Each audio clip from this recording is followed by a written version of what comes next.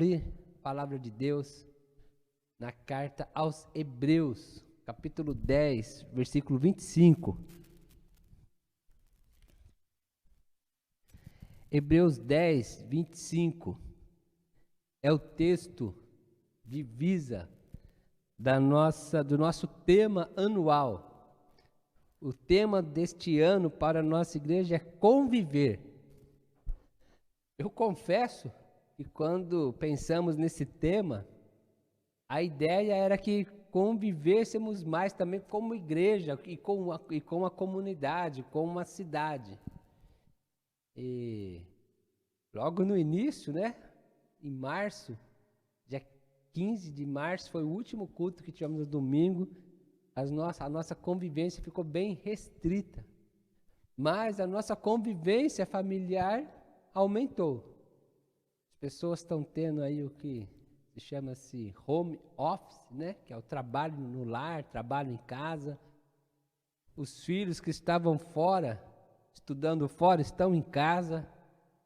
Então a nossa convivência aumentou. Então o nosso tema conviver, ele nunca foi tão oportuno para a família. Quando pensamos no tema, é claro que já tínhamos como projeto, mais uma vez, fazer os 40 dias de jejum e oração em favor da família, e este ano foi em família, e já pensávamos em aplicar o tema também para a família, para a campanha, então conviver em família. Os domingos de manhã nós demos o título nessa campanha de diálogos e tivemos a presença de diversos pastores falando aqui, trazendo a mensagem para nós, pastores de outras regiões do país, trazendo uma forma de diálogo para nós ouvirmos sobre família de outros lugares. O pastor Eliel, do litoral norte do estado de São Paulo, esteve falando conosco. O pastor Odirley Carneiro, da Primeira Igreja Batista de Barreiras, na Bahia, esteve falando conosco. Pastor José Antônio, falando aqui em nome dos pastores aqui da nossa região, da nossa cidade. Tivemos o pastor Reinaldo, da Igreja Batista I-21, em São Paulo, no bairro Santana, falando também. No domingo passado, o pastor Marcos Freire, da Igreja Batista do Jardim Ambiental, em Curitiba. Então tivemos pastor do Sul, tivemos pastor do Nordeste, pastor aqui da região, da capital, do litoral, trazendo em forma de diálogo a palavra, trazendo suas convicções e as percepções que cada região nos dá sobre família. E hoje nós vamos olhar para esse texto e pensar um pouco sobre a importância da presença de Cristo na nossa família, para a nossa convivência familiar. O texto já está bem conhecido, né? Na verdade é o versículo 24, Hebreus 10, 24. E consideremos uns aos outros, para nos incentivarmos ao amor e às boas obras. Nós aplicamos essa palavra consideremos para convivamos e convivamos uns com os outros para nos aplicarmos, nos incentivarmos ao amor e às boas obras. O capítulo 10 da carta aos Hebreus, ele encerra uma sessão dentro da própria carta, ele faz uma conclusão sobre o sacrifício de Jesus, a supremacia do sacrifício de Jesus, fazendo a comparação com a antiga lei, com os sacrifícios que eram feitos pelos judeus, pelo povo hebreu. Então essa é a primeira compreensão que precisamos ter quando lemos a carta aos Hebreus. Que essa carta ela foi escrita para um povo que já tinha uma cultura, que já tinha um sistema religioso estabelecido, já tinha uma forma de espiritualidade. O povo hebreu é uma outra maneira de chamar os judeus. Lá no Egito, eles começaram a ser chamados de hebreus. Nós lemos lá o período da escravidão do povo hebreu no Egito. com José e depois a libertação feita por Moisés, nós temos ali chamando esse povo de hebreus. Depois que eles são libertos do Egito, então eles recebem as leis através de Moisés. Eles recebem as leis morais, eles recebem as leis nacionais que constituía a nação. E eles recebem também as leis cerimoniais, as formas de culto, como eles deveriam cultuar a Deus. Eles tinham o tabernáculo, e depois, que era uma tenda, e depois eles construíram o templo. E tinha a forma de como eles iam cultuar e adorar a Deus, que eles pegavam um cordeiro de 1 ano, sem mancha, levavam para o sacerdote levava para um lugar particular chamado Santo dos Santos. Ele matava, ele sacrificava esse cordeiro para a remissão do pecado do povo. O sacerdote ele precisava oferecer um sacrifício para o seu próprio pecado. O sacerdote era humano, também pecador. E ele aspergia o sangue do cordeiro nos cantos do altar. Depois tinha lavagem de purificação. Se você ler os textos de Hebreus, de Números, o texto de Levíticos, de Números, você vai encontrar tudo isso, especialmente o livro de Levíticos. Você vai encontrar toda essa forma de ritualismo que existia ali. Então, quando nós pegamos uma carta escrita para este povo, o autor ele está falando que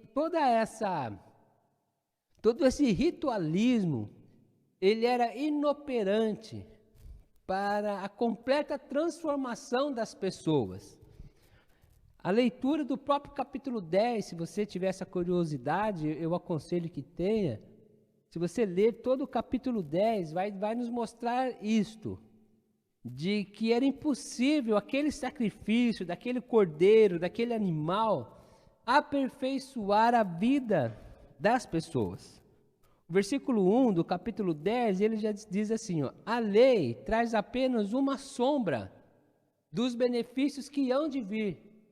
Ou seja, a lei apenas apontava, esse sacrifício feito por um cordeiro, apenas apontava para um sacrifício maior, que é o sacrifício de Jesus, que estava por vir. E não a sua realidade, pois por isso, ela nunca consegue, mediante os mesmos sacrifícios repetidos, ano após ano, aperfeiçoar os que se aproximam para adorar. A lei, ela servia para lembrar as pessoas de que elas eram pecadoras, de que elas precisavam de Deus, mas não conseguia aperfeiçoá-las para que elas pudessem oferecer a verdadeira adoração. Na verdade, a verdadeira adoração sempre é recebida pela graça e misericórdia de Deus. Mas a lei, ela era inoperante para trazer esse aperfeiçoamento às pessoas. O autor aos Hebreus vai mostrar que aconteceu um sacrifício perfeito, que nos transforma como pessoas. Por isso que não precisamos mais ficar sacrificando ano após ano, porque houve agora um sacrifício maior, o sacrifício de Jesus na cruz, que sim pode nos aperfeiçoar. O versículo 10 da mesma carta diz assim: pelo cumprimento dessa vontade fomos santificados por meio do sacrifício do corpo de Jesus Cristo, oferecido uma vez por todas. E o versículo 14, porque por meio de um único sacrifício, ele aperfeiçoou para sempre os que estão sendo santificados. Então é a presença de Jesus Cristo em nossas vidas. Quando nós cremos nesse sacrifício de Jesus na cruz, entendemos que ele é remidor de nossos pecados. Confessamos esse Jesus como nosso Senhor, o nosso Salvador. Aí somos aperfeiçoados, somos transformados para viver plenamente a vontade de Deus. E o que eu gostaria de chamar a atenção para nós é que nós somos lavados, remidos, transformados por este sangue de Jesus, pelo sacrifício de Jesus, para que possamos viver plenamente a vontade de Deus em família. É claro que não é somente em família. É claro que o sacrifício de Jesus alcança o homem todo, alcança o homem integral. É claro que o sacrifício de Jesus, ele nos aperfeiçoa para todos os nossos relacionamentos. Nosso relacionamento social, nosso relacionamento conosco mesmo, nosso relacionamento psicológico, nosso relacionamento com Deus, podemos pensar na espiritualidade, nosso relacionamento espiritual, a nossa convivência com o mundo, com o planeta, com a natureza. Então, o sacrifício de Jesus, ele abrange todas as esferas da vivência humana, mas especificamente hoje, que é um culto de encerramento de um projeto de 40 dias de jejum e oração pelas nossas famílias e com as nossas famílias, hoje nós queremos dar esta ênfase. A presença de Jesus em nós, a presença de Jesus em nossas vidas, uma vez que nós fomos lavados e remidos por este sangue de Jesus, então nós somos aperfeiçoados para desfrutar de uma melhor convivência em família. E é a presença de Jesus em nossas vidas que faz toda a diferença dentro das nossas famílias. Então, o culto de hoje é um chamado para nós. Por isso que vamos celebrar a ceia do Senhor. Porque a ceia do Senhor traz à nossa memória esse sacrifício de Jesus na cruz por nós. É como se estivéssemos trazendo para dentro da nossa família, você que estará participando da ceia do Senhor em sua casa, ou onde você estiver, é você lembrar que a presença de Jesus está em você, e a presença de Jesus está em sua casa. E gostaríamos que a celebração da ceia do Senhor trouxesse esse símbolo para você. Jesus está na minha família. Jesus está na minha casa. E é a presença de Jesus que faz toda a diferença na minha casa e na minha família. Então você que anda meio relapso, você tem vivido somente um ritualismo, bem parecido com o que o povo hebreu vivia. Então é um chamado para nós, para uma vida de autenticidade, da presença de Jesus em nossa casa, da presença de Jesus em nossa família. Temos o privilégio de termos o sangue de Jesus aspergido em nossos corações. Temos o privilégio de ter sido lavados de todo pecado.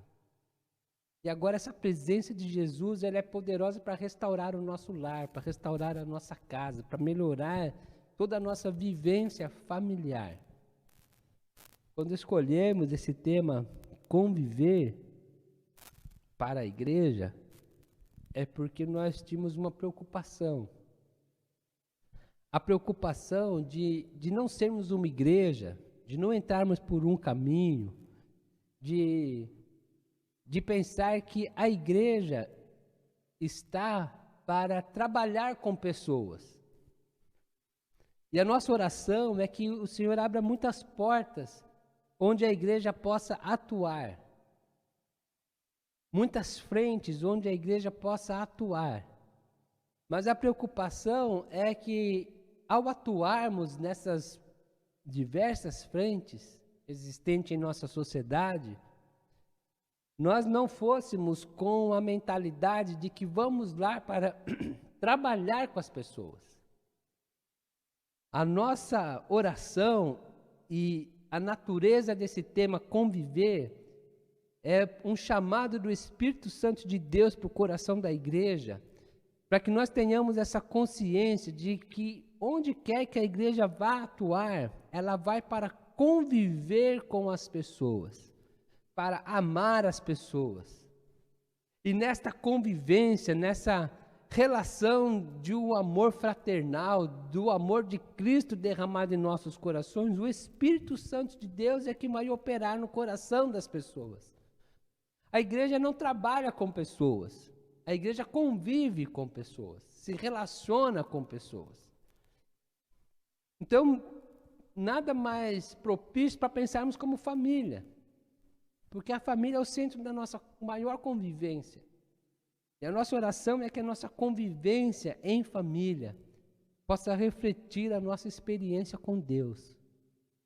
O fato de termos sido salvos por Jesus, isso possa ser visto na maneira com que nos tratamos, na maneira com que convivemos dentro da nossa família, dentro da nossa casa, dentro do nosso lar.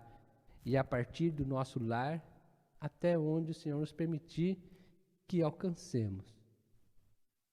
E por isso um chamado também para aqueles que ainda não convidou Jesus para entrar na sua vida.